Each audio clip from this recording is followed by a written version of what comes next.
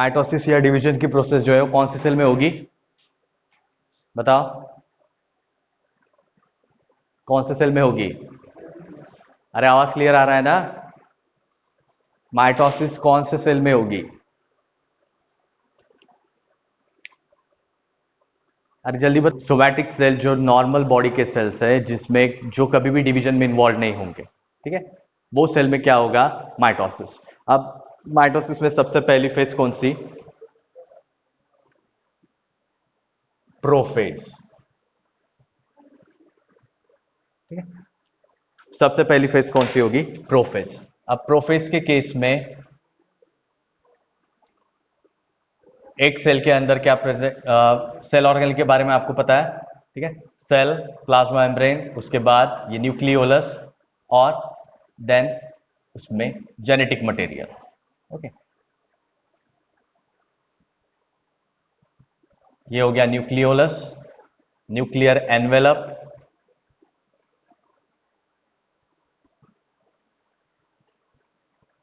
And chromatin, ठीक है। Chromatin यानी क्या, क्रोमैटिन कब कहेंगे, डीएनए को, ठीक है। हिस्टोन प्रोटीन किस में रहेंगे, यूकैरियोट में। सो प्रोकैरियोटिक डीएनए जो रहता है, हाँ प्रोकैरियोटिक डीएनए, बट इवन जो आंसर बताया गार्गी ने, prokaryotic generally DNA is not generally single stranded, ठीक है। It is not always single stranded. Prokaryote में डीएनए जो रहता है वो भी डबल स्ट्रैंडेड रहता है, वो हर बार या 100% all the time single stranded नहीं रहता। Even prokaryotic DNA are double stranded. In general virus के केस में डीएनए जो है, आरएनए जो रहता है वो सिंगल स्ट्रैंडेड रहता है, ठीक है। सो ये जो भी डीएनए है ये हिस्टोन के साथ एसोसिएटेड रहेगा। जब हिस्टोन के साथ एसोसिएटेड है तब उसको क्या कहेंगे, क्रोमैटिन। अब प्रोफेज में सबसे पहला जब सेल, हाँ और कल का एक, अच्छा कल एक पॉइंट रह गया था, सेल साइकिल में कितने फेज बताए थे, सेल साइकिल में कितने फेज बताए थे,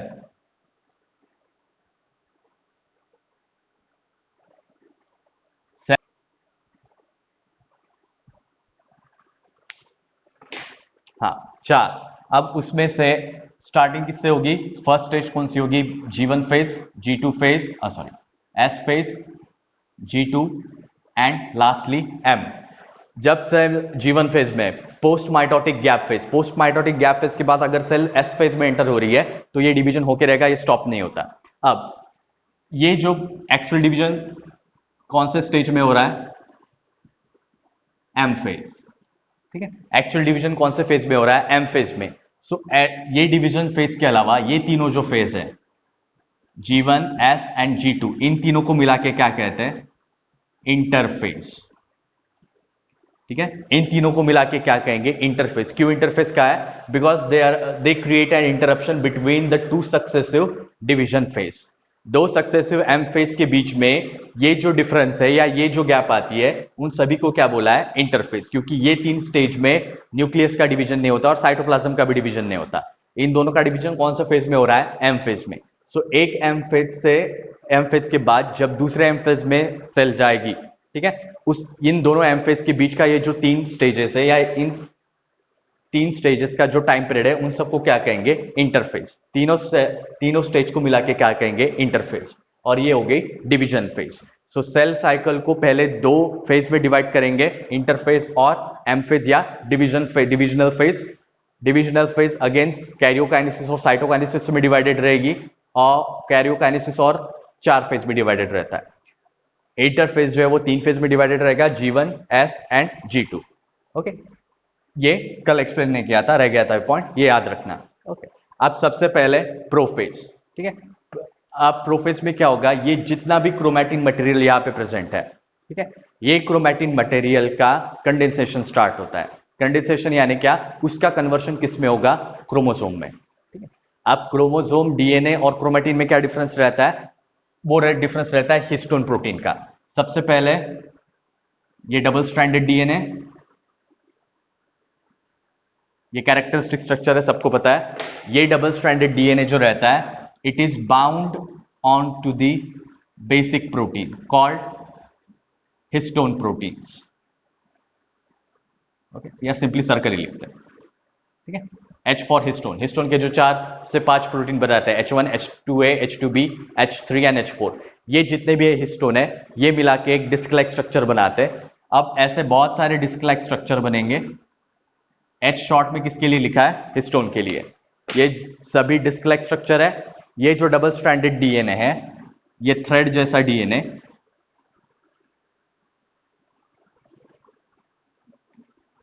ये थ्रेड जैसा डीएनए, इसके ऊपर कॉइल होता है।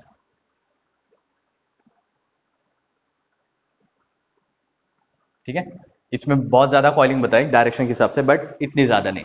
इट कवर्स 1.5, ठीक है, 1.5 टाइम में कवर करता है डीएनए का सेगमेंट। एनीवे, सो ये जो भी डबल स्ट्रैंडेड डीएनए, ये double stranded DNA histone protein के ऊपर बाउंड होता है। अब यहां पे हिस्टोन और डीएनए है, ठीक है, तो हिस्टोन और डीएनए मिला के क्या कहेंगे? क्रोमैटिन। ठीक है, डीएनए और हिस्टोन को मिला के क्या बनेगा? क्रोमैटिन। ओके, इसको क्या बोलते हैं? न्यूक्लियोसोम। ये जो स्ट्रक्चर है इसको क्या कहते हैं? न्यूक्लियोसोम। ये सारी बातें बाद में रिपीट होंगी जब अपन जेनेटिक्स और डिटेल में पढ़ेंगे, 12th का जो चैप्टर है। अभी तुमको क्रोमोसोम और डीएनए के बीच में फर्क पता होना चाहिए, इसलिए ये शॉर्ट में एक्सप्लेन कर रहा हूं। ठीक है, सो ये न्यूक्लियोसोम जो हिस्टोन प्रोटीन से बना है और डीएनए से बना है, ये हुआ क्रोमैटिन फाइबर। ये फाइबर का और ज्यादा कॉइलिंग होता है। ठीक है, सो ये जो भी डीएनए है जो हिस्टोन के साथ एसोसिएटेड है, इसका ऐसे कॉइलिंग होगा। ठीक है, सो ये भी क्रोमैटिन फाइबर हुआ, ये भी क्रोमैटिन फाइबर हुआ, बट डिफरेंस क्या रहेगा? इसकी डायमीटर अलग रहती है और इसकी डायमीटर अलग रहेगी, क्योंकि यहां पे ये सिंपल न्यूक्लियोसोम मॉडल अरेंज्ड है बीड जैसे, बट यहाँ पे बीड जैसा जो स्ट्रक्चर है वो और ज्यादा कॉइल हो रहा है स्प्रिंग के जैसा। सो इसमें इस तरह की कॉइलिंग हुई। यहाँ पे जितने भी डॉट बताइए किसके डॉट होंगे? न्यूक्लियोसोम के। तो ऐसे बहुत सारे न्यूक्लियोसोम के मॉडल कॉइल्ड होते हैं। कॉइल्ड होने के बाद ये स्प्रिंग लाइक स्ट्रक्चर बनेगा। ये भी क्रोमैटिन है बट इसकी डायमीटर अलग रहेगी। ऐसे स्प्रिंग लाइक क्रोमैटिन जो है वो एक आर्म बनाता है क्रोमोसोम का, और क्रोमोसोम में ये जो ये क्रोमैटिन जो है ये उससे और ज्यादा कॉइल होगा।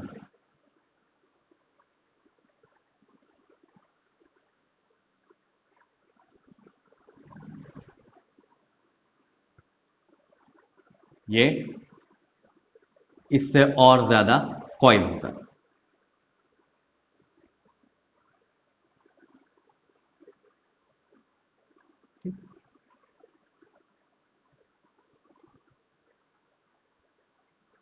अब ये जो स्ट्रक्चर है इसको क्या कहेंगे? पता है तुमको? क्या लगा बनू? ये जो भी स्ट्रक्चर है इसको क्या कहेंगे? ये क्या रहता है? ऐसा शिफ्ट किसका रहता है? ये क्या हो गया? क्रोमोसोम। ये कितना क्रोमोसोम हुआ? एक। ठीक है, ह्यूमंस में कितने क्रोमोसोम रहते हैं टोटल? ह्यूमंस का क्रोमोसोम नंबर क्या रहता है? 46। तो जैसे ये जो डबल हेलिक्स डीएनए मॉलिक्यूल है उससे ही क्रोमैटिन बनेगा, क्रोमैटिन का कॉइलिंग होगा, उससे और ज्यादा कॉइलिंग होगा, उसके बाद ये क्या बनेगा? क्रोमोसोम। सो ये जो भी स्ट्रक्चर है ये सभी स्ट्रक्चर से एक क्रोमोसोम बना।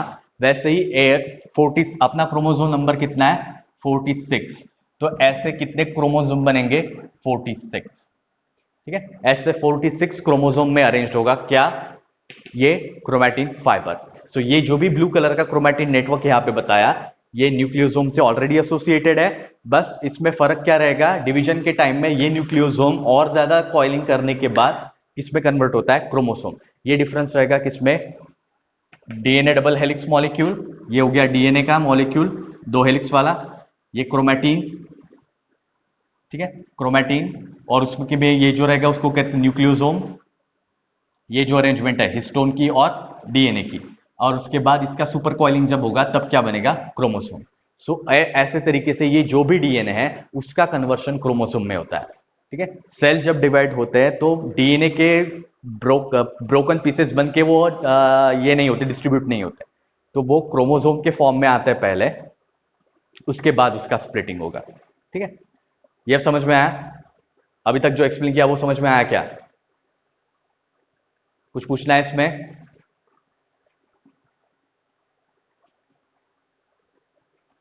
ओके, सभी को क्लियर है? क्योंकि सेल में डिवीजन का टाइम आता है तो नया क्रोमोसोम की जरूरत पड़ेगी। अभी हम बात कर रहे हैं माइटोसिस की।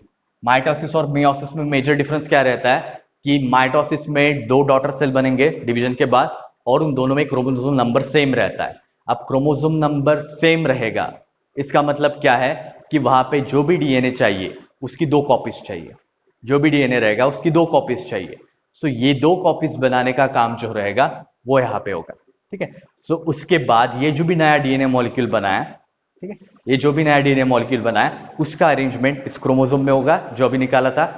तो पहली स्टेप प्रोफेज में, अर्ली प्रोफेज में न्यूक्लियस का शेप और साइज जो है वो साइज नहीं, न्यूक्लियस की जो भी अरेंजमेंट रहेंगी वो इस तरीके से दिखेगी। ये क्या हो गई अर्ली प्रोफेज। जैसे जैसे प्रोफेज प्रोग्रेस होती है, ठीक है, जैसे जैसे प्रोग्रेस होगी प्रोफेज वैसे वैसे इन सभी का कन्वर्शन सेंट्रोमियर और क्रोमोसोम के स्ट्रक्चर के जैसा होगा।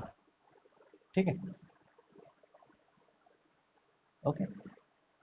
सो जो कैरेक्टरिस्टिक शेप है क्रोमोसोम का, जहां पे चार आर्म बताए थे, उसमें से हर आर्म को क्या बोलेंगे क्रोमैटिड। ठीक है, उसमें से हर आर्म को क्या बोलेंगे क्रोमैटिड।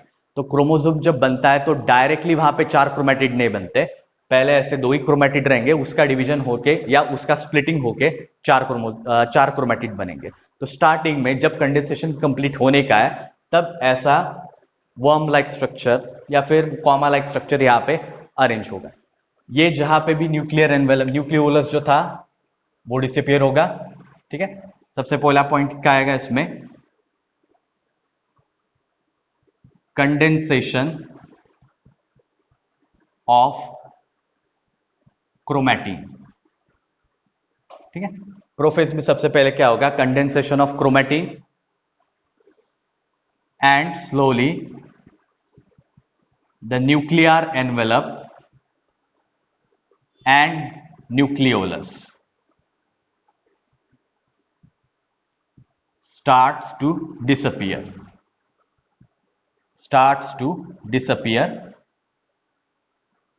और जब लेट प्रोफेस होगी मतलब प्रोफेस खत्म होने का जब आएगी तब ये जो न्यूक्लियर एनवेलप है ये कंप्लीटली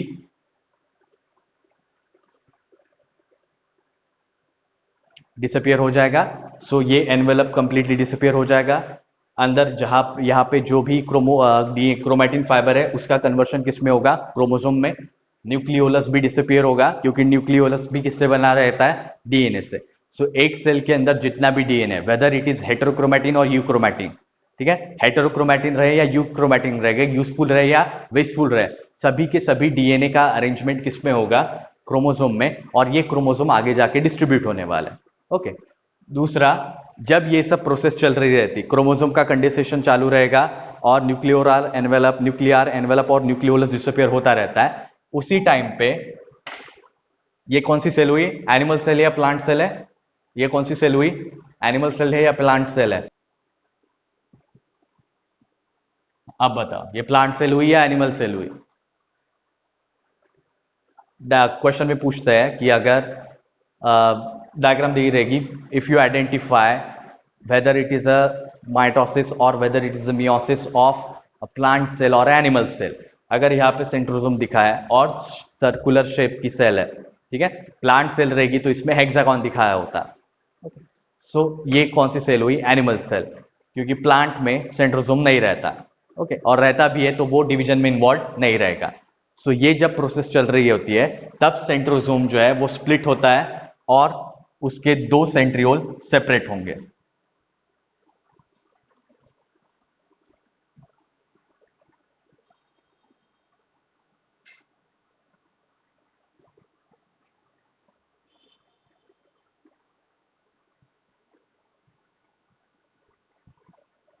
ओके, सो ये जो भी सेंट्रोसोम है ये सेंट्रोसोम में क्या रहेंगे दो रॉड लाइक शेप स्ट्रक्चर जिसको क्या क्या है सेंट्रियोल। ठीक है, तो ये जो यहाँ पे जो सेंट्रोसोम था उससे क्या बनेंगे दो सेंट्रियोल। सो ये दोनों स्ट्रक्चर क्या हो गए सेंट्रियोल्स। ठीक है, अब ये जब सेंट्रियोल्स आगे की तरफ मूव होते जाएंगे तो इसमें से फाइबर रेडिएट होने लगते हैं। ठीक है, इसमें से फाइबर रेडिएट होने लगते हैं। अब इसको क्या कहेंगे? एस्टर। अब इसको क्या कहेंगे? एस्टर। सो जब ये सब प्रोसेस चलती रहेगी साइमल्टेनियसली, सेंट्रोसोम जो है वो स्प्लिट होता रहेगा। स्प्लिट होता है मतलब सेंट्रियोल्स वहां पे ऑलरेडी प्रेजेंट है, दो रॉड लाइक स्ट्रक्चर, वो जस्ट सेपरेट होंगे और सेपरेट होने के बाद दो अपोजिट पोल में जाएंगे and they travels to opposite pole. ठीक है, और ये जब प्रोसेस चलती रहेगी वो अपोजिट पोल की तरफ जाते रहेंगे, then there is a formation of aster. Aster यानी क्या? Centriole radiates microtubules.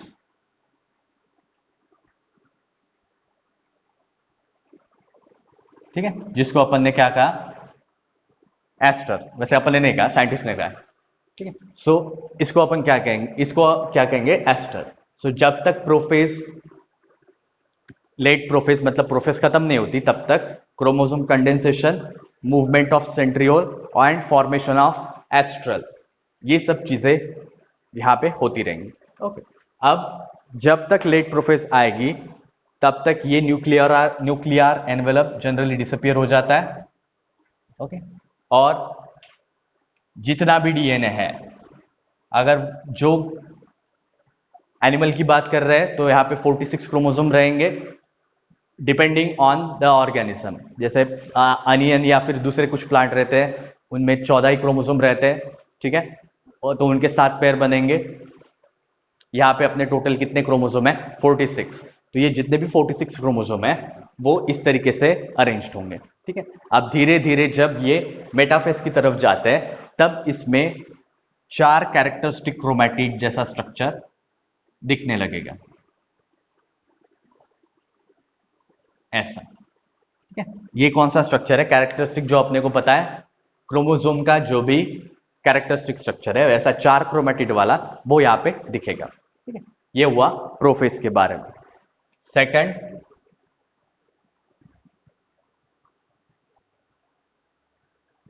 मेटाफेज। ठीक है, अब ये जितने भी क्रोमोसोम यहां पे प्रेजेंट है, मेटाफेज आते टाइम पे न्यूक्लियर एनवेलप पूरी तरह डिसअपियर हो जाएगा, न्यूक्लियोलस भी पूरी तरह डिसअपियर हो जाएगा, और ये जितने भी क्रोमोसोम हैं ये सभी क्रोमोसोम कहां पे अरेंज होंगे? On the equator.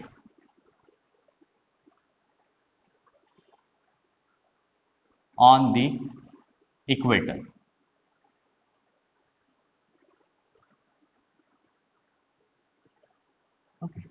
अब दो अपोजिट पोल में जो एस्टर गए थे उस एस्टर में से, अब इसको क्या कहेंगे? पोल। इसमें से कुछ माइक्रोट्यूब्यूल्स डायरेक्टली किस पे अटैच रहेंगे? सेंट्रोमियर पे। 4 क्रोमैटिड के आर्म्स को जो कनेक्ट करके रखता है, जो बीच में गोल वाला स्ट्रक्चर यहां पे निकाला था, वो क्या है? सेंट्रोमियर। और सेंट्रोमियर के ऊपर जो प्लेट रहती है उसको क्या कहते हैं? सेंट्रोमियर के ऊपर जो प्लेट रहेगी उसको क्या कहते हैं?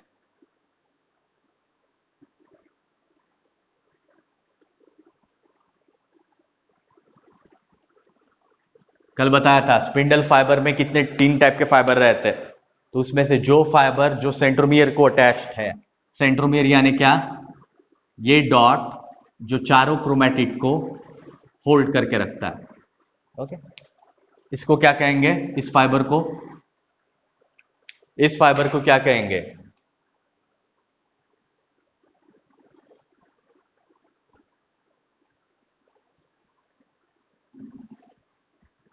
बताया था कल, भूल गए क्या इतनी जल्दी?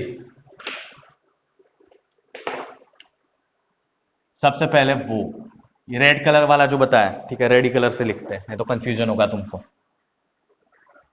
रेड कलर वाला ये जो भी फाइबर है इसको क्या कहेंगे? हाँ, सभी के सभी स्पिंडल फाइबर है, उसमें से ये रेड वाला जो सेंट्रोमियर या फिर क्रोमोसोम का अटैच्ड है उसको कौन सा फाइबर कहेंगे? काइनेटोकोर। Kinetochore fibre. इस साइड से लिखते हैं, ठीक है। रेड कलर वाला जो है वो कौन सा हुआ, काइनेटोकोर फाइबर, जो क्रोमोसोम का अटैच्ड है। ग्रीन वाला जो है, जो एक पोल से दूसरे पोल तक एक्सटेंडेड है, ठीक है, ये कौन सा हुआ, non kinetochore, non kinetochore fibre, ठीक है। और ये जो है, जो सस्पेंडेड है, इसको कौन सा फाइबर कहेंगे, ब्लैक वाला, एस्ट्रल काइनेटोकोर और एस्ट्रल स्पिंडल फाइबर और एस्ट्रल माइक्रोट्यूब्यूल्स, ठीक है। सो ये तीन टाइप के माइक्रोट्यूब्यूल्स पूरा का पूरा स्पिंडल एपरेटस बनाएंगे। सो एस्टर, जो अभी जिसको अपन पोल कहेंगे, उससे रेडिएटिंग ये फाइबर्स और इन सब की अरेंजमेंट, ये सब क्या हुआ, तीनों मिला के इसको क्या कहेंगे, स्पिंडल एपरेटस। इसको क्या कहेंगे, स्पिंडल एपरेटस और माइटोटिक एपरेटस। स्पिंडल एपरेटस और माइटोटिक एपरेटस। सो ये हुआ स्पिंडल फाइबर के बारे में, ठीक है। अब ये इसमें, ये स्टेज में मेन डिफरेंस, ये स्टेज में कौन सी चीजें होती है, सबसे पहली क्रोमोसोम माइग्रेट्स टू सेंटर और टू इक्वेटर, ठीक है। सेल का जो इक्वेटोरियल प्लेन है, उस इक्वेटोरियल प्लेन में ये सारे क्रोमोसोम माइग्रेट होंगे। ये जितने भी क्या थे, एस्टर, ठीक है, और सेंट्रियोल, सेंट्रियोल और उससे जो बना एस्टर, ठीक है, मूव्स टू अपोजिट पोल और reaches to opposite pole, okay. And ये जितने भी माइक्रोट्यूब्यूल्स है, माइक्रोट्यूब्यूल्स और जिसको क्या कहेंगे, spindle fibre,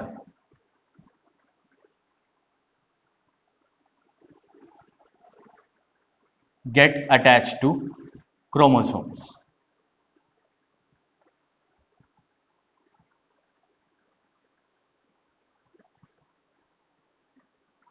and form mitotic spindle or spindle apparatus।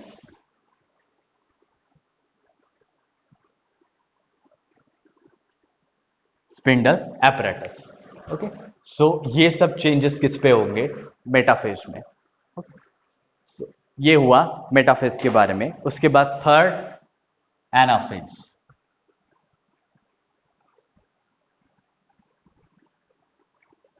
Third, anaphase. अब एनाफेज में क्या होगा, ये जितने भी क्रोमोसोम जो इक्वेटोरियल प्लेन पे अरेंज्ड है, ये क्रोमोसोम स्प्लिट होंगे, ठीक है। ये जितने भी क्रोमोसोम है, ये क्रोमोसोम क्या होंगे, स्प्लिट होंगे। सो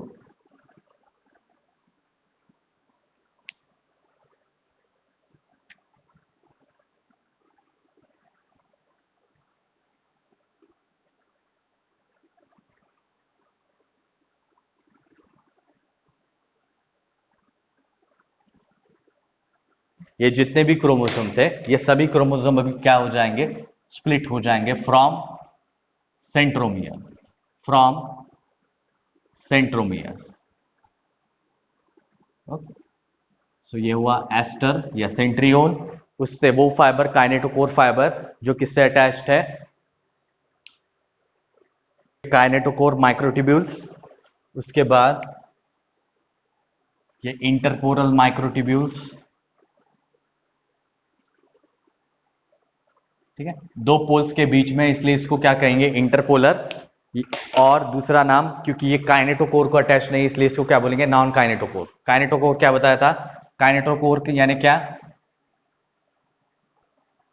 काइनेटोकोर यानी क्या,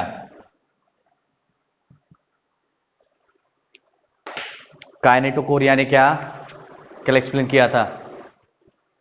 काइनेटोकोर किसको बोलेंगे, बताओ,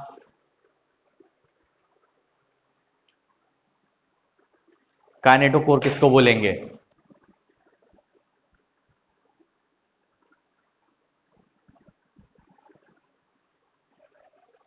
मिडल ऑफ क्रोमोसोम, हाँ वो सेंट्रोमियर हुआ। ओके, सेंट्रोमियर के ऊपर ये जो डिस्क लाइक स्ट्रक्चर रहता है उसको क्या कहेंगे, काइनेटोकोर। सो अब मेटाफेज जब एंड होगी, उस मेटाफेज में ये दोनों फाइबर जो है दोनों अपोजिट पोल से वो सेंट्रोमियर को पुल करते हैं। ठीक है, पुल करने की वजह से ये बीच में जो सेंट्रोमियर है वो स्प्लिट हो जाएगा और क्रोमोसोम जो है हर एक क्रोमोसोम दो पेयर में हाफ स्ट्रक्चर में डिवाइड हो जाएगा। दो क्रोमैटिड आर्म एक पोल की तरफ जाएंगी, दो क्रोमैटिड आर्म दूसरे पोल की तरफ जाएगी। So the spindle fibre pulls chromosome in opposite direction. ठीक है, और उससे क्या होगा, there is a splitting of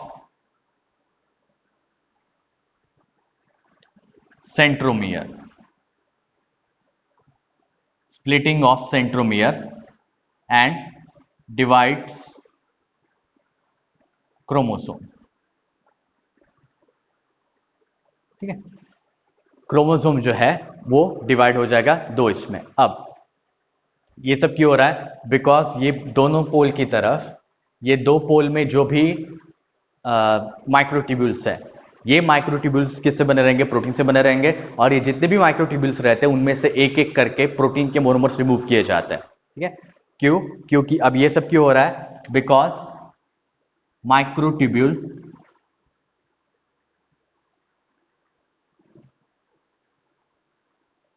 are shortened. ठीक है, शॉर्ट होने लगेंगी या कंडेंस होने लगेंगी, जिसकी वजह से क्या होगा, due because of removal of monomer, due to removal of protein monomers. ठीक है, प्रोटीन के मोनोमर्स जो है वो इस अपोज दोनों पोल से धीरे धीरे रिमूव करते हैं, जिसकी वजह से ये जो भी फाइबर थे वो धीरे धीरे पुल होने लगेंगे और सेंट्रोमियर को स्प्लिट करके क्रोमोसोम को हाफ में डिवाइड करते हैं। ठीक है, ये हुआ किसमें, एनाफेज में। और दूसरा, हर यहाँ पे जो भी क्रोमोसोम है, क्रोमोसोम में सेंट्रोमियर जहां पे भी रहेगा उसके हिसाब से इधर क्रोमोसोम का स्प्लिट होने के बाद जो भी डायरेक्शन है, अभी एक क्रोमोसोम वी शेप का दिख रहा है, क्यों, क्योंकि ये सेंट्रोमियर एग्जैक्टली सेंटर में रहता है। ठीक है, अगर ये थोड़ा सेंटर से एंड की तरफ रहेगा तो ये एल शेप दिखेंगे क्रोमोसोम इस स्टेज में। ठीक है, तो सेंट्रोमियर हमेशा सेंटर में नहीं रहता। क्रोमोसोम का टाइप और वो कौन से ऑर्गेनिज्म का क्रोमोसोम है इसके ऊपर डिपेंड करता है कि सेंट्रोमियर, एक तो जैसे अगर इसको अपन क्रोमोसोम कहते हैं तो सेंट्रोमियर यहां भी रह सकता है, यहाँ पे भी रह सकता है, या टिप में भी रह सकता है। ठीक है, तो सेंट्रोमियर कहां पे प्रेजेंट है उसके हिसाब से यहाँ पे शेप अलग अलग दिखेगा। अब ये सेंटर में है सेंट्रोमियर।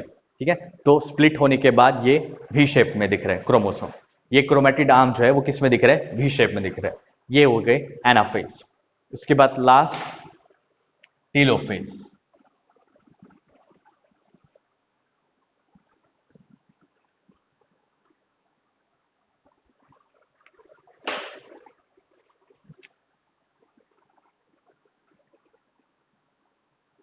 ठीक है, ये दिख रहा है आपको, थोड़ा सा होने के बाद।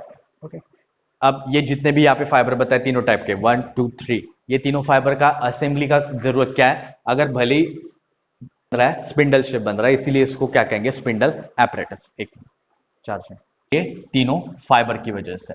अब ये तीनों फाइबर की जरूरत क्या है, फर्स्ट ऑफ ऑल क्रोमोसोम को भले ही स्प्लिट करना हो, बट बाकी के दो फाइबर की इंपॉर्टेंस क्यों है, क्योंकि ये जो भी असेंबली है ये असेंबली को ब्रेक होने नहीं देना है। ठीक है, ये जितने भी क्रोमोसोम का स्प्लिटिंग शुरू है उसमें कोई एरर नहीं आना चाहिए। अगर एक भी क्रोमोसोम का रीजन एक्स्ट्रा इधर इस साइड में जाएगा या उस साइड में जाएगा तो उससे क्या होगा, म्यूटेशन। म्यूटेशन यानी क्या, sudden and inheritable change in DNA. अगर सेल में कोई भी डीएनए का मॉलिक्यूल या क्रोमोसोम का कोई आर्म या डीएनए का कोई सेगमेंट एक्स्ट्रा हो जाता है तो उससे वो सेल बराबर काम नहीं कर पाएगी। ठीक है, तो ये सब नहीं होना चाहिए और इस प्रोसेस में एरर नहीं आना चाहिए। क्रोमोसोम ठीक तरीके से स्प्लिट हो, वो अपने रिस्पेक्टिव पोल में जाए, इन सब के लिए तीनों फाइबर की जरूरत रहती है। इन सब के लिए ये तीनों फाइबर की जरूरत रहती है। ठीक है, that's why the assembly is this elaborate in case of cell division. अब टीलोफेज के आते आते ये जितने भी क्रोमोसोम हैं, ये क्रोमोसोम अपने रिस्पेक्टिव पोल पहुंच जाएंगे।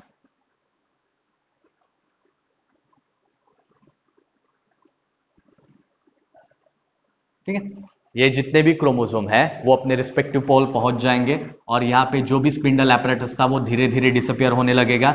जो भी क्रोमोसोम इसके साथ अटैच थे, ये जितने भी फाइबर है वो धीरे धीरे डिसअपियर होंगे और दोनों क्रोमोसोम कंप्लीटली स्प्लिट हो जाएंगे। ठीक है, सो स्टार्टिंग इस फेज में ये अर्ली टीलोफेज हुई। लेट टीलोफेज में ये जो भी क्रोमोसोम यहां पे चले गए, ये क्रोमोसोम के अराउंड धीरे धीरे न्यूक्लियर एनवेलप रीअपियर होने लगेगा। धीरे धीरे इसके अराउंड न्यूक्लियर एनवेलप बनने लगेगा,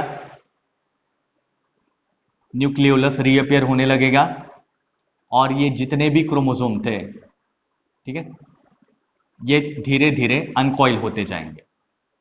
ठीक है, धीरे धीरे अनकॉइल होते जाएंगे एंड अल्टीमेटली ये अपना क्रोमैटिन नेटवर्क जो है वो इस तरीके से बनाएंगे। ठीक है, ये समझाने के लिए बोला है। अच्छा, अभी भी ये कोई अलग अलग से, मतलब अब एक सेल से दो सेल हो रही है। सो यहां तक जो भी है ये किसका डिवीजन है? ये चारों स्टेजेस किस में आएंगी? ये चारों स्टेजेस किस में आएंगी? ये किसका डिवीजन हुआ अब तक जो भी हुआ है?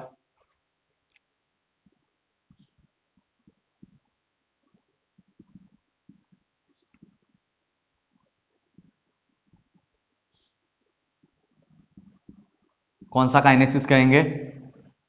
हाँ, माइटोसिस है। माइटोसिस में दो स्टेजेस बताए थे। ये स्प्लिटिंग किसका हुआ है?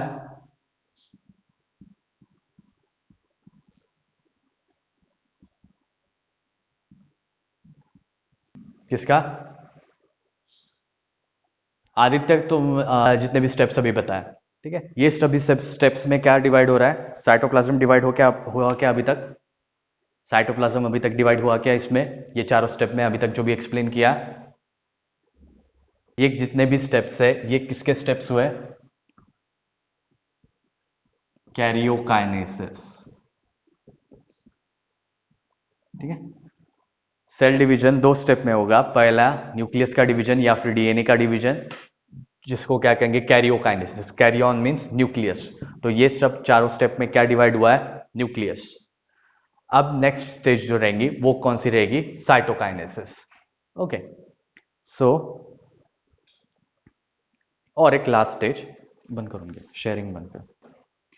यहां पे एक सेंट्रियोल था, ठीक है, जिससे एस्टर बना है। ठीक है, सेल में दो पोल है, उस दो पोल के साइड में न्यूक्लियस बनेंगे। अब ये जो भी सेंट्रियोल है ये डिवाइड होता है। अब यहां पे कितने सेंट्रियोल बनेंगे? दो। क्यों? क्योंकि आगे चल के ये क्या रहेगा, ये क्या बनेगा? नया सेंट्रोसोम। ये क्या होगा? नया सेंट्रोसोम। सो ये सेंट्रियोल का डिवीजन हुआ और यहां पे क्या बना? नया सेंट्रोसोम। सो जब टीलोफेज आती है तो टीलोफेज खत्म होने तक ये चेंज होगा और तभी साइमल्टेनियसली जो सेंट्रियोल है वो एक है, वो रेप्लिकेट होकर उससे दो सेंट्रियोल बनेंगे और यहाँ पे डेंस साइटोप्लाज्म का एक्यूमुलेशन होगा और उससे जो बनेगा उसको अपन क्या कहेंगे अभी? सेंट्रोसोम। तो ये चार स्टेजेस हो गए किसके? माइटोसिस के। अब इन चारों में से सबसे लॉन्गेस्ट जो स्टेज रहती है, सबसे लॉन्गेस्ट जो कौन सी रहेगी? प्रोफेज। ठीक है, सबसे लॉन्गेस्ट कौन सी रहेगी? प्रोफेज। क्यों लॉन्गेस्ट रहेगी? क्योंकि जितने भी क्रोमोसोम है उन सभी का कंडेंसेशन होगा, मतलब डीएनए मॉलिक्यूल जो है उनका कंडेंसेशन होगा और जो भी उनका क्रोमोसोम नंबर है उस ऑर्गेनिज्म या उस स्पीसीज का, वो क्रोमोसोम नंबर वहां पे रहेगा। सो अपन ह्यूमन से तो 46 क्रोमोसोम बनना उसके लिए वक्त लगेगा। That's why in prophase is the longest. और सबसे शॉर्टेस्ट जो रहती है वो कौन सी रहेगी? एनाफेज। एनाफेज जो है वो सबसे शॉर्टेस्ट फेज रहेगी माइटोसिस की और लॉन्गेस्ट कौन सी रहेगी? प्रोफेज। ठीक है, ओके।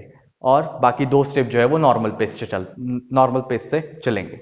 अब इसके बाद नेक्स्ट जो है वो क्या आएगा? साइटोकाइनेसिस। नेक्स्ट प्रोसेस कौन सी रहेगी? साइटोकाइनेसिस। ठीक है, अच्छा इधर ही एक्सप्लेन करते हैं।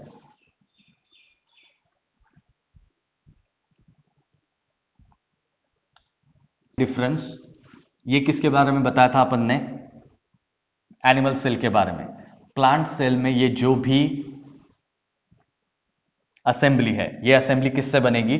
From cell wall and Golgi bodies. Plant cell में first of all hexagonal cell रहेगी, ओके। यहां पे सेंट्रियोल नहीं रहता, ये जो भी न्यूक्लियर एनवेलप है वो डिसिपेयर होगा, वो सभी स्टेप सेम रहेगी। बट डिफरेंस क्या रहता है कि यहाँ पे ये जो भी असेंबली बनेगी क्रोमोसोम स्प्लिट करने के लिए, मतलब स्पिंडल एपरेटस जो है वो किससे डिराइव होगा? फ्रॉम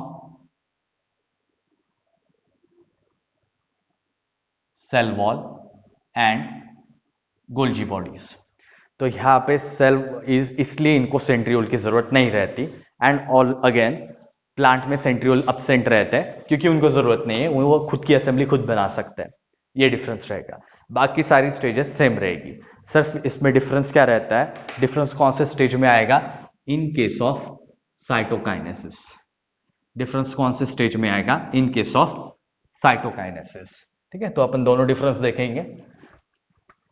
ठीक है, सो पहले स्टेप कार्योकाइनेसिस कंप्लीट हो गया।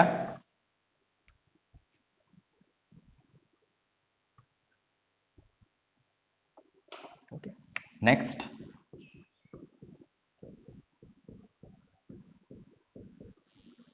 साइटोकाइनेसिस। अब साइटोकाइनेसिस में मेन डिफरेंस रहता है कि एनिमल में, इन case of animal cytokinesis is carried out by cell furrow method, and in case of plant cell furrow या उसको कहेंगे क्लीवेज फरो, क्लीवेज या सेल फरो। और प्लांट के केस में रहेगी सेल प्लेट मेथड। प्लांट के केस में जो साइटोकाइनेसिस होता है it occurs through cell plate method. पहले देखते हैं animal cell. So animal cell में जब टेलोफेज खत्म हो जाएगी, ये पूरी असेंबली बन जाएगी अपने अपने रिस्पेक्टिव पोल में, तो ये जो भी प्लाज्मा मेम्ब्रेन है, ये प्लाज्मा मेम्ब्रेन धीरे धीरे एक फोरो बनाती है या डिप्रेशन बनाती है। ठीक है, सो ये डिप्रेशन दो अपोजिट पोल से स्टार्ट होगा। ठीक है, ये डिप्रेशन या क्लीवेज जो है वो दो अपोजिट पोल से स्टार्ट होगा। दोनों अपोजिट पोल से प्लाज्मा मेम्ब्रेन में फोल्ड्स बनेंगे या क्लीवेज बनेगा या डिप्रेशन बनेगा। ये डिप्रेशन जो है दो अपोजिट डायरेक्शन में किसकी तरफ जाएगा? Towards centre. तो धीरे धीरे ये आगे आगे चलता जाएगा एंड एक पॉइंट के बाद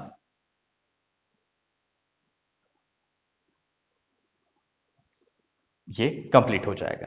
ठीक है, सो ये जो भी प्लाज्मा मेम्ब्रेन थी उसमें क्लीवेज या फिर फोल्ड आने के बाद वो फोल्ड सेंटर तक पहुंची, और सेंटर तक पहुंचने में ये जितने भी यहाँ पे साइटोप्लाज्म, और साइटोप्लाज्म में कौन कौन से सेल ऑर्गेनेल रहेंगे?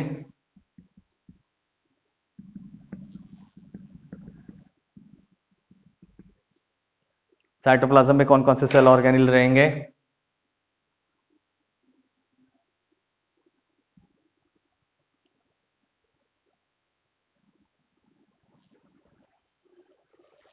राइबोसोम, माइटोकॉन्ड्रिया, ये सारी चीजें। सो इनमें से Golgi bodies, ER, endoplasmic reticulum, ये जो सेल ऑर्गेनेल है ये डिसमेंटल हो जाएंगे इन सब प्रोसेस में स्टार्टिंग फ्रॉम प्रोफेज, और जब तक टीलोफेज जब खत्म हो जाएगी तो ये बनना शुरू हो जाएंगे। बट एक सेल ऑर्गेनेल जो रेप्लिकेट नहीं होता या जो जिसका रेप्लिकेशन ये डीएनए पे डिपेंड नहीं करता, दैट इज माइटोकॉन्ड्रिया। सो यहाँ पे जितने भी माइटोकॉन्ड्रिया है उनका एक तो पहले रेप्लिकेशन होगा, या फिर पहले जितने भी माइटोकॉन्ड्रिया है वो इक्वली डिवाइड हो जाएंगे और उसके बाद वो माइटोकॉन्ड्रिया रेप्लिकेट करेंगे, डिपेंडिंग ऑन द सेल, इसमें से कोई भी एक चीज होगी। सो ये जितने भी माइटोकॉन्ड्रिया है वो डिस्ट्रीब्यूट हो जाएंगे और उनका रेप्लिकेशन स्टार्ट हो जाएगा धीरे धीरे। इसके बाद साइटोप्लाज्म जो है वो इक्वली डिवाइड होता है दोनों सेल के बीच में। अब इसको अपन क्या कहेंगे? दो individual cell, these are two individual daughter cells. ठीक है, these are two individual daughter cells. तो ये दोनों दो डॉटर सेल्स बने। अब जब साइटोकाइनेसिस कंप्लीट होगा तब अपन क्या कहेंगे कि सेल कंप्लीटली डिवाइड हो चुकी है। एक सेल को अपन कैसे डिफाइन करते हैं? Structure that is capable of independent existence. अब इंडिपेंडेंट एग्जिस्टेंस कब रहेगा? जब उसके पास खुद का डीएनए, खुद का साइटोप्लाज्म, खुद की सेल वॉल, ये सब चीजें रहेंगी और खुद के सेल ऑर्गेन्स, तब उसको अपन एक इंडिपेंडेंट सेल कहेंगे। सो एक माइटोसिस में एक से दो सेल बनेंगे, ये दोनों क्या हो गए? Daughter cell. पेरेंट सेल अगर हैप्लॉइड है तो डॉटर सेल भी माइटोसिस के बाद हैप्लॉइड रहेंगी। पेरेंट सेल अगर डिप्लॉइड है तो डॉटर सेल भी माइटोसिस के बाद कैसे रहेंगी? डिप्लॉइड। ओके, ये हुआ क्लीवेज फरो और इन case of animal, cytokinesis in case of animals. अभी प्लांट्स, प्लांट के केस में जब कैरियोकाइनेसिस कंप्लीट हो जाएगा, कोई भी दो अपोजिट पोल की तरफ न्यूक्लियोलस क्रोमैटिन बन जाएंगे टीलोफेज में। इसके बाद ये जो भी प्लाज्मा मेम्ब्रेन और सेल वॉल है, ये गोल्जी बॉडीज और ईआर, इन दोनों से जो भी उसकी वॉल रहते हैं, सिस्टरने के जो वॉल रहते हैं, so Golgi, endoplasmic reticulum and some part of plasma membrane और some part of cell wall, तो इनमें से थोड़े बहुत मिक्सचर से यहाँ पे प्लेट बनेंगी। ये प्लेट पहले ऐसे डॉटेड डॉटेड लाइन में बनती है, यहाँ पे majority of contribution Golgi bodies का रहता है। यहाँ पे डॉटेड डॉटेड ऐसी लाइन बनती जाएगी और धीरे धीरे यहाँ पे जितने भी वेसिकल या जितने भी वेसिकल आजू बाजू में प्रेजेंट है, उससे ये वॉल कंप्लीट हो जाएगी और ये प्लेट कंप्लीटली फॉर्म होगी। और मीनवाइल जितना भी साइटोप्लाज्म और सेल ऑर्गेनल्स है, अब प्लांट में इंपॉर्टेंट क्या है? सभी मोर इंपॉर्टेंटली क्लोरोप्लास्ट। ठीक है, सो ये जितने भी सेल ऑर्गेनल है, क्लोरोप्लास्ट, माइटोकॉन्ड्रिया, ओके। अब राइबोसोम बनाने, जितने भी आरएनए हैं, उन सभी को बनाने की इंफॉर्मेशन अपने पास ऑलरेडी है, ये डीएनए के पास रहती है। बट ये डीएनए के पास कौन सी एबिलिटी नहीं है माइटोकॉन्ड्रिया और क्लोरोप्लास्ट बनाने की? Because these organelles are endosymbiont. जो बाहर से अपने सेल में आए वो अपने सेल में डायरेक्टली इवॉल्व नहीं हुए, तो जिसकी वजह से इन दोनों का रेप्लिकेशन इन दोनों पर डिपेंड करता है। ठीक है, सो ये जब डिवाइड हो जाएंगे उसके बाद इनका रेप्लिकेशन होगा, मतलब सेल डिवीजन होने के बाद इनका जो भी है वो नंबर बढ़ेगा या कम होगा। सेल का जो भी फंक्शन है, अगर ये स्टोरेज के लिए बनी है तो ऑब्वियसली इसमें क्लोरोप्लास्ट का परसेंटेज कम रहेगा। अगर ये फोटोसिंथेसाइजिंग सेल है या लीफ की सेल है तो ऑब्वियसली इसमें क्लोरोप्लास्ट का परसेंट बढ़ेगा। ओके, सो ये जितने भी सेल ऑर्गेनल्स हैं उनमें से माइटोकॉन्ड्रिया और क्लोरोप्लास्ट जो है वो अपने हिसाब से डिवाइड होते जाएंगे और अपने हिसाब से उनका नंबर बढ़ता जाएगा। बट ये ऑर्गेनल बनाने की इंफॉर्मेशन अपने डीएनए में नहीं रहती, because these they come from inheritance through our parents। ठीक है, एक प्लांट है तो उससे जब नेक्स्ट जनरेशन बनेगी तो ये सारे माइटोकॉन्ड्रिया और क्लोरोप्लास्ट जो है वो ट्रांसफर होंगे। अपने यहाँ पे भी जब या कोई भी सेल है तो उसमें माइटोकॉन्ड्रिया जो है वो पहले के सेल में जो भी माइटोकॉन्ड्रिया है और पहले के सेल में जो भी डीएनए है वो डीएनए और वो माइटोकॉन्ड्रिया और वो साइटोप्लाज्म जो है वो डिवाइड होगा। ठीक है, सो ये स्टेज में क्या कंप्लीट होगा? साइटोकाइनेसिस। ओके, ये समझ में आया? इसमें कुछ पूछना है?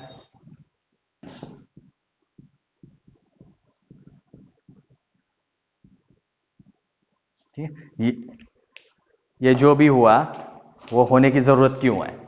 ठीक है, या किस लिए चाहिए? First of all they are involve in, mitosis is involve in repair and replacement of cells और सिंपली डैमेज सेल्स। सबसे पहला इसका काम क्या है? ये दिख रहा है क्या? जितने भी यहाँ पे सेल्स बने हैं, मतलब अगर कोई सेल डैमेज होती है तो उसको रिप्लेस करने के लिए नए हेल्थी सेल्स चाहिए, तो तब कौन क्या इंपॉर्टेंट रहता है? माइटोसिस। ओके, दूसरा, बोथ डॉटर सेल्स, जो भी डॉटर सेल्स बने हैं यहाँ पे, both daughter cells has exact genes or exact genetic makeup as of parent।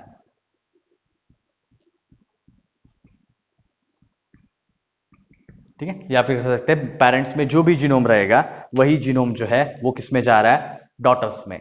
ठीक है, सो यहां पे क्या सेल बनेगी, मतलब इसका पॉइंट क्या है, फॉर्मेशन ऑफ आइडेंटिकल सेल्स। ऐसी सेल्स जो अपने पेरेंट के साथ एग्जैक्टली मैच होती है, ऐसी सेल्स बनती है, इसका ये मीनिंग होता है। ओके, इसके बाद और एक हुआ हाँ, it helps in increase number of cell within an organism. It helps in increasing number of cells in organism। Okay, और लास्ट डिफरेंस, ये जितना भी साइटोप्लाज्म है, ठीक है, nucleic acid that is DNA and अगर RNA, nucleic acid and cytoplasm are distributed equally, are distributed equally। जो भी न्यूक्लियस और साइटोप्लाज्म के कंटेंट है ये सभी इक्वली डिस्ट्रीब्यूट होंगे दोनों सेल में। तो ये सिग्निफिकेंस हुआ माइटोसिस का। अब दूसरा, ये जो है इंडिविजुअल नए सेल बनते हैं, रिप्लेसमेंट करते हैं। अब ये रिप्लेसमेंट यानी क्या हुआ, they are in help in regeneration, और रीजनरेशन कहने के और एक वर्ड यूज हुआ था, हाँ, डैमेज रिपेयर। ठीक है, जैसे आपल्याला कोणती जखम होते हैं या हमें कोई भी अगर वुंड आता है तो उसमें से नए सेल बनने चाहिए, क्योंकि पुराने जो डैमेज सेल है उनको रिप्लेस करना चाहिए। ठीक है, तो ये रिप्लेसमेंट होने से वहां पे क्या होगा, हीलिंग होगा। ये होगा, इसको अपन दूसरा वर्ड कौन सा यूज कर सकते हैं, they are involve in healing, they are involve in healing. ठीक है, सो ये जो है ये डिफरेंस हुआ, सॉरी डिफरेंस नहीं, ये सेकंड पॉइंट का difference between cytokinesis of plant and cytokinesis of animal. Okay, और ये सिग्निफिकेंस हुआ किसका, माइटोसिस का।